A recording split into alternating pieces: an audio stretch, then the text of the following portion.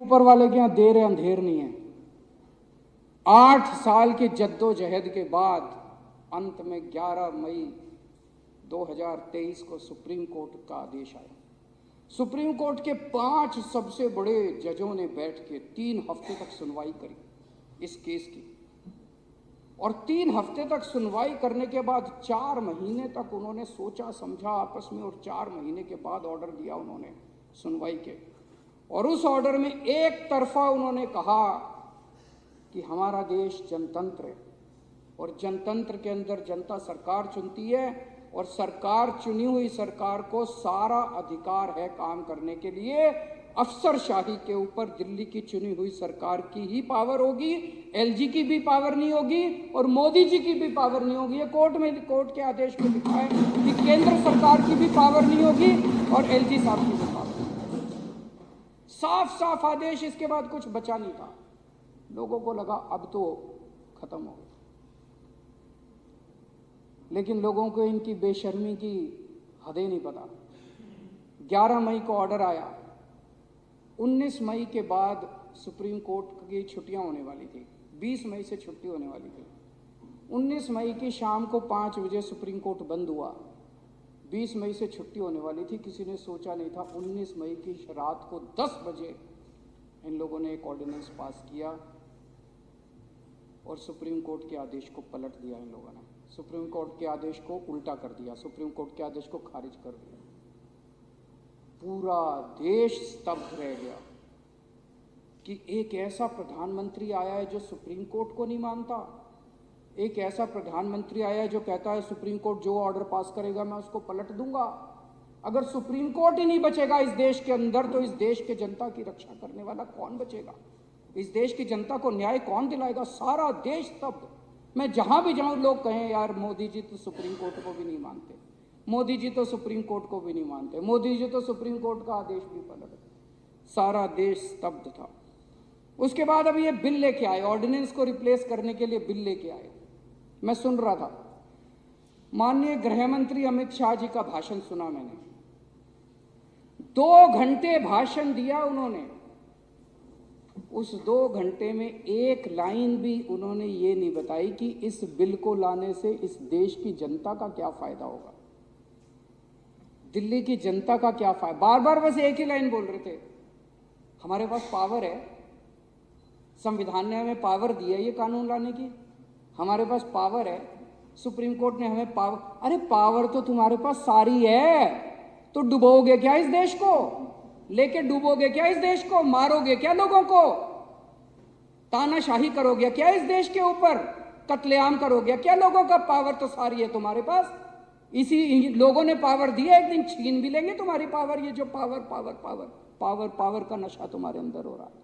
बस एक ही लाइन बोल, पावर है हमारे पास, पावर है हमारे पास, पावर है हमारे पास। पावर किस लिए दी है तुमको? पावर इसलिए दी है कि जनता का भला करो, पावर इसलिए दी है कि जनता के लिए काम करो, पावर इसलिए दी है कि लोगों को रोजगार दिलाओ, पावर इसलिए दी है कि सड़क दो, बिजली दो, पानी दो, जनता के लिए काम करो। पावर इसलिए नहीं दी कि जनता के अधिकारों को कुचल दो तुम, पावर इसलिए नहीं दी कि संविधान को कुचल दो तुम। एक चीज सोचने वाली है, इन लोगों को ऑर्डिनेंस क्यों लाना पड़ा? इन लोगों को ऑर्डिनेंस इसलिए लाना पड़ा क्योंकि अब इन्होंने दिल्ली नहीं पूरे देश के अंदर कत्लेआम मचा रखा है। जहां नॉन बीजेपी की गवर्नमेंट है, सबको 2 तरीके इन्होंने अपनाए हैं, 2 हथियार हैं इनके पास जिससे ये सरकारें गिरा रहे हैं। या तो पैसे देते हैं और या फिर ईडी सीबीआई छोड़ के उसको धमकी देते हैं, गिरफ्तार कर लेते हैं, और फिर बेल तभी होती है जब वो अपनी पार्टी बदलता है, उसके बाद ही बेल होती है। इन्होंने दिल्ली में दोनों हथियार इस्तेमाल किए। अभी तक ये 9 राज्यों के अंदर प्रधानमंत्री जी अब एक ये नया घोड़ा लेके चले हैं। पहले भी एक घोड़ा लेके चले थे, अब जो रथ लेके चले हैं उस रथ में 3 घोड़े हैं, एक ईडी, एक सीबीआई और एक कैश।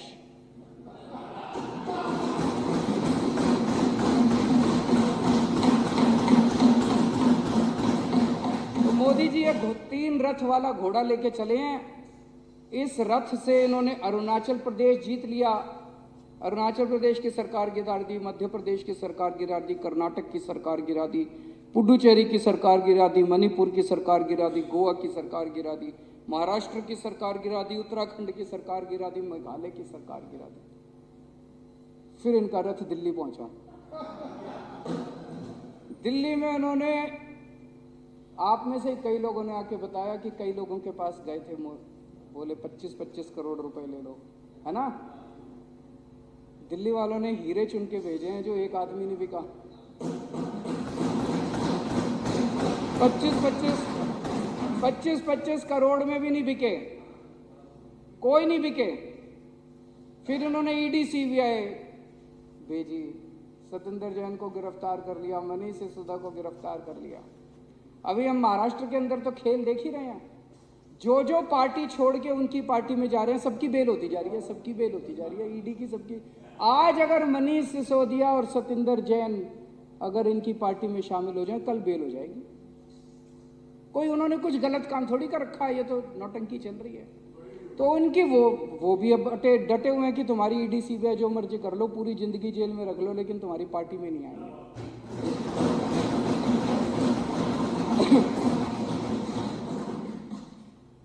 तो इधर इनका ये रथ आके रुक गया, ना तो इनका कैश चला, ना इनकी ईडी सीबीआई चली। तो तब इनको ये ऑर्डिनेंस लाना पड़ा कि यार ये कुछ और घपला कुछ करो और इनकी सरकार को गिराओ, इनकी सरकार को काम करने से रोको। दिल्ली के लोग हमें बहुत प्यार करते हैं। 3 पहले हमें असेंबली के चुनाव जिताए, फिर उन्होंने एमसीडी का चुनाव जिताया। पिछली साल इन्होंने कितना गंद मचाया दिल्ली में, जो अभी मैं बता रहा था। पर जनता तो देख रही है, जनता कोई बेवकूफ़ थोड़ी है। इन्होंने इतना गंद मचाया, इन्होंने मोहल्ला क्लिनिक की पेमेंट रोक दी, जल बोर्ड की पेमेंट रोक दी, और ओल्ड एज पेंशन रोक दी, विधवा पेंशन रोक दी। फिर भी दिल्ली वालों ने इनको हरा दिया। दिल्ली वाले जानते थे यही हैं जो गुंडागर्दी कर रहे हैं, कसूरवार यही हैं। दिल्ली वाले हमें बहुत प्यार करते हैं, इसीलिए प्रधानमंत्री मोदी जी दिल्ली वालों से लड़ते हैं, डरते हैं। प्रधानमंत्री जी को यही खतरा है कि कहीं एक दिन ऐसा ना आ जाए कि जैसे दिल्ली वाले इनको प्यार करते हैं, कहीं पूरा देश इनको ना प्यार करने लग जाए। फिर तो दिल्ली हो गई, दिल्ली के बाद अब पंजाब वाले भी हमें बहुत प्यार करते हैं। लोग कहते हैं कि दिल्ली और पंजाब में तो 50 साल कम से कम इनकी सरकार कहीं नहीं जाती। तो उनको यही डर लगता है। 8 साल में 8 साल हो गए हमारी सरकार को, अब 7-8 साल। 8 साल में दिल्ली के लोगों ने इज्जत ही तो कमाई है। पहले दिल्ली को लेके पूरे देश में क्या चर्चा होती थी? कॉमनवेल्थ घोटाला, सीएनजी घोटाला। पूरे देश में जब भी कोई दिल्ली वाला जाता था, अच्छा तू दिल्ली से आया, वही सीएनजी घोटाला, कॉमनवेल्थ घोटाला, ये घोटाला, वो घोटाला, घोटाले से जाने जाते थे। अब दिल्ली वाला पूरे देश में कहीं भी जाता है, लोग पूछते हैं अच्छा तुम्हारे बिजली के बिल 0 आते हैं, अच्छा तुम्हारे स्कूल इतने अच्छे हो गए, अच्छा तुम्हारे मोहल्ला क्लिनिक कैसे हैं, अच्छा तुम्हारे यहाँ इलाज। लोग, दिल्ली के लोगों की पूरे देश में इज्जत बढ़ गई। लोगों के बाहर से रिश्तेदार आते हैं, मेरे को बताते हैं लोग, बाहर से रिश्तेदार आते हैं। कितने लोग सोशल मीडिया पे डालते हैं, आज मैं बाहर से आया, मैं टैक्सी में बैठा, मैंने टैक्सी ड्राइवर से पूछा, टैक्सी ड्राइवर खूब तारीफ कर रहा था स्कूलों की। आज मैं बाहर से आया, मैं ऑटो में बैठा, मैंने ऑटो ड्राइवर से पूछा, वो खूब तारीफ कर रहा था दिल्ली के अस्पतालों की। इतनी इज्जत दिल्ली के लोगों ने इज्जत ही तो कमाई है पिछले 8 साल के अंदर। इन्होंने हमारे इतने काम रोके, पूरी कोशिश कर ली। पिछले 8 साल से प्रधानमंत्री जी पर्सनली लगे हुए हैं हमारे सारे काम रोकने के लिए। उसके बावजूद भी हमने स्कूल ठीक कर दिए, मोहल्ला क्लिनिक बना दिए, अस्पताल अच्छे कर दिए, अस्पतालों के अंदर इलाज मुफ्त कर दिया, महिलाओं का किराया मुफ्त कर दिया, बिजली 24 घंटे कर दी, बिजली फ्री कर दी, पानी घर घर पहुंचा दिया, पानी फ्री कर दिया, तीर्थ यात्रा करा के ला रहे हैं बुजुर्गों को। कच्ची कॉलोनियों के अंदर इतना बड़ा सड़क बना रहे हैं, पानी की पाइपलाइन लगा रहे हैं, सीवर का नेटवर्क लगा रहे हैं। ओल्ड एज पेंशन आज सबसे ज़्यादा पूरे देश में दिल्ली के अंदर मिल रही है। सबसे कम महंगाई, ये मैं नहीं कह रहा, केंद्र सरकार का आंकड़ा कह रहा है, सबसे कम महंगाई आज दिल्ली के अंदर है, दिल्ली के लोगों के। और जगह जगह सड़कों का निर्माण इतने काम करते हैं। मेरे को लगता है अगर सबसे ज़्यादा काम करने का कोई नोबेल प्राइज़ होता तो वो दिल्ली की जनता को, 2 करोड़ लोगों को। मुझे कई बार लगता है कि भगवान की कृपा है दिल्ली वालों के ऊपर कि इतनी सारी, इतनी शक्तिशाली शक्तियां हैं जो दिल्ली के कामों को रोकने की कोशिश कर रही हैं। लेकिन भगवान जब सारे दरवाजे बंद कर देता है तो एक खिड़की कहीं से खोलता है। हर जगह कभी ना कभी कोई खिड़की खुल जाती है और दिल्ली वालों के काम हो जाते हैं। हमारे पास क्या है? कुछ नहीं है। ये पिछले 2 साल से सारी सीबीआई ईडी लगी हुई, अगर 100 करोड़ रुपए खा गए ये लोग। अरे कहीं कोई एक पैसा तो मिले। 100 करोड़ है कहाँ? 100 करोड़ खा गए। हमारे पास अगर है तो हमारे पास आशीर्वाद है। आज दिल्ली के स्कूलों में 18 लाख गरीबों के बच्चे पढ़ते हैं, उनका भविष्य बना दिया। उनके माँ बाप शीश देते हैं हमको। आज दिल्ली के मोहल्ला क्लिनिक में, दिल्ली के अस्पतालों के अंदर करोड़ों लोग अपना फ्री में इलाज कराते हैं। जिसका भी फ्री में इलाज होता है, ऑपरेशन होता है, बीमारी ठीक हो जाती है, वो हमें आशीर्वाद देके जाता है। आज दिल्ली के घर घर के अंदर 0 बिजली का बिल आता है। जितने गरीब हैं वो तो हमें आशीर्वाद देते हैं कि नहीं देते हैं? कितने अभी तीर्थ यात्रा पे मैं एक ट्रेन को सी ऑफ करके गया था, इतना आशीर्वाद दे रहे थे बुजुर्ग जो तीर्थ यात्रा के लिए जा रहे थे। और जितने काम इन्होंने किया वो सारे पाप किए हैं और ऊपर वाला देख रहा है। इन्होंने लोगों के अस्पताल रोके, इन्होंने लोगों की दवाइयाँ रोकी, इन्होंने लोगों का पानी रोका।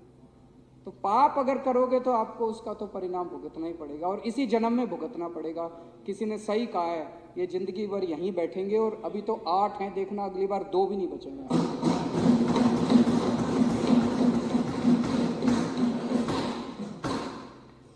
मोदी जी दिल्ली वालों को हराना चाहते हैं। मोदी जी दिल्ली वालों के बेटे को हराना चाहते हैं। मैं मोदी जी को कहना चाहता हूं, ना दिल्ली वाले हारेंगे और ना दिल्ली वालों का बेटा हारेगा।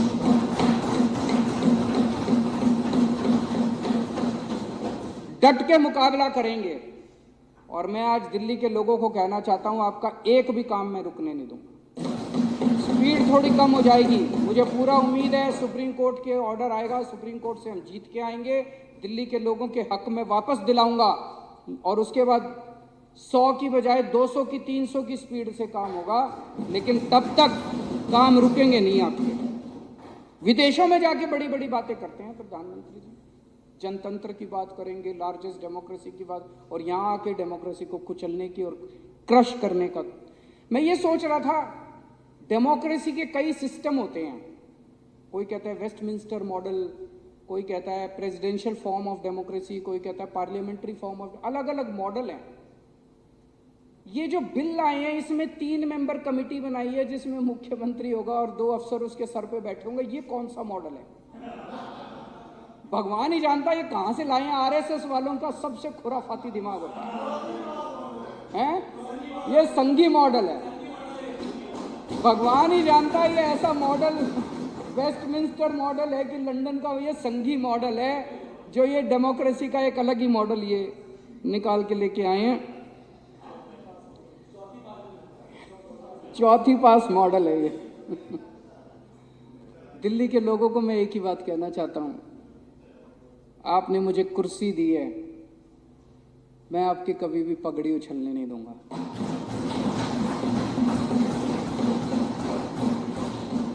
आपका कभी भी सर नहीं झुकने दूंगा। दिल्ली के कभी कोई काम में रुकने नहीं दूंगा।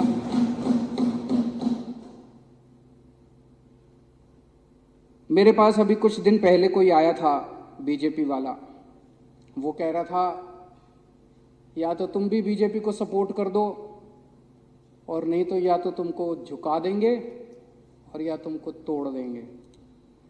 मैं उनको कहना चाहता हूं कि इस दुनिया में कोई माई का लाल पैदा नहीं हुआ जो दिल्ली की जनता को या तो झुका दे और या तोड़ दे। दुनिया में कोई माई का लाल पैदा नहीं हुआ जो केजरीवाल को झुका दे या केजरीवाल को तोड़ दे।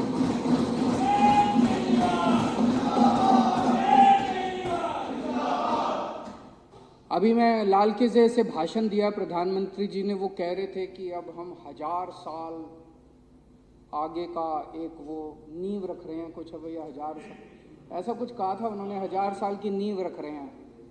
तो 1000 साल का अगर मॉडल यही है कि देश का एक प्रधानमंत्री होगा 32 गवर्नर होंगे और वो प्रधानमंत्री दिल्ली में बैठ के और उन 32 गवर्नर के जरिए पूरा देश चलाएगा, तो मैं प्रधानमंत्री जी को कहना चाहता हूं कि 1000 साल तो क्या 5 साल भी आपका ये मॉडल 140 करोड़ लोग मिलके इस मॉडल को चलने नहीं देंगे आपका। हमने आज़ादी केवल अंग्रेज़ों को भगाने के लिए नहीं पाई थी।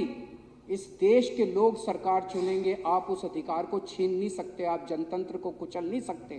केंद्र में भी सरकार लोग बनाएंगे, राज्य में भी सरकार लोग बनाएंगे, पंचायत में भी सरकार लोग बनाएंगे और म्यूनिसिपैलिटी में भी सरकार लोग बनाएंगे। आप अगर सोचो कि आप प्रधानमंत्री बनके और गवर्नरों के जरिए और लेफ्टिनेंट गवर्नर के जरिए पूरा देश चलाओगे तो 140 करोड़ लोगों का सामना आपको करना पड़ेगा। 1000 साल तो क्या 5 साल भी आपका ये मॉडल नहीं चलने वाला। और मेरा दिल कहता है आने वाले लोकसभा चुनाव के अंदर 7 सीटें दिल्ली में बीजेपी हार रही है और ये वाला चुनाव दिल्ली को पूर्ण राज्य दिलाने का के मुद्दे के ऊपर ये वाला चुनाव है।